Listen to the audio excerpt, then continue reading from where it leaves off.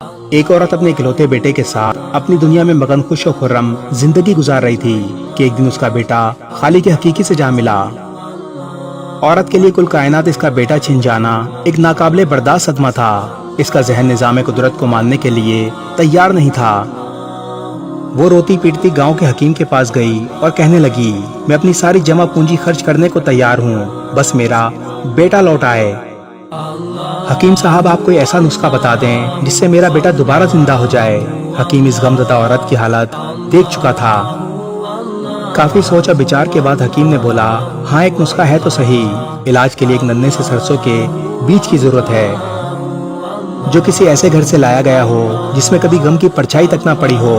عورت نے کہا، یہ تو کوئی مسئلہ ہی نہیں، میں ابھی جا کر لاتی ہوں۔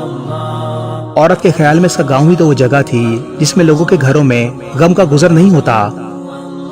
بس اسی خیال کو دل میں سجائے اس نے گاؤں کے پہلے گھر کا دروازہ کھٹکھٹایا۔ اندر سے ایک جوان عورت نکلی۔ اس عورت نے اس سے پوچھا، کیا تیرے گھر نے کبھی غم تو نہیں دیکھا؟ جوان عورت کے چہرے پر ایک تلخی سی نمودار ہوئی۔ اس نے دکھ بھری مسکراہٹ چہرے پر لاتے ہوئے کہا، میرا گھر ہی تو ہے جہاں زمانے بھر کے غموں نے ڈیرا ڈالا ہوا ہے۔ پھر وہ کہنے لگی کہ کس طرح اس کے خاوند کا انتقال ہوا جو اس کے پاس 4 لڑکے اور لڑکیاں چھوڑ کر مرا۔ آج کل وہ گھر کا سامان بیچ کر مشکلوں سے گزارا کر رہی ہے اور اب تو بیچنے کے لیے ان کے پاس کچھ سامان بھی نہیں بچا۔ اس عورت کی داستان اتنی دکھ بھری اور غمگین تھی کہ وہ عورت اس کے پاس بیٹھ کر اس کی غم کو ساری اور اس کے دل کا بوجھ ہلکا کرتی رہی۔ مغرب سے پہلے یہ عورت ایک اور خاتون کے گھر میں داخل ہوئی جہاں ایک اور صدمہ اس کے لیے منتظر تھا۔ اس خاتون کا شوہر ایک خطرناک مرض میں مبتلا تھا۔ گھر میں بچوں کے لیے کھانے پینے کا سامان موجود نہ تھا، بلکہ یہ بچے اس وقت بھوکے بھی تھے۔ یہ عورت بھاگ کر بازار گئی اور جیب میں جتنے پیسے بھی تھے ان پیسوں سے کچھ دالیں، آٹا اور گھی وغیرہ خرید کر لے آئی۔ اس خاتون کے ساتھ مل کر کھانا پکوایا اور بچوں کو شفقت سے کھلایا۔ کچھ دیر دل بہلانے کے بعد وہ کل شام پھر آنے کا وعدہ کر کے گھر سے نکل گئی۔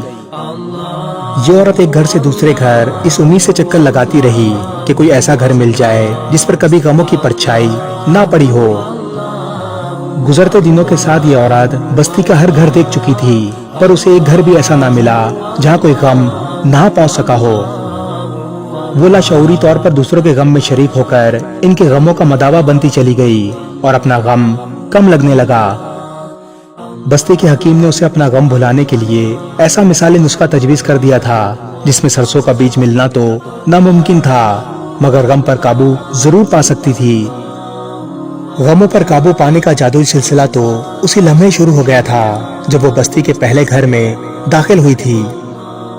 کسی کی خوشیوں میں شریک ہونے سے اس کی خوشیاں دگنی ہو جاتی ہیں اور غموں میں شریک ہونے سے اپنے غم آدھے رہ جاتے ہیں۔ دنیا میں کتنا غم ہے، میرا غم کتنا کم ہے۔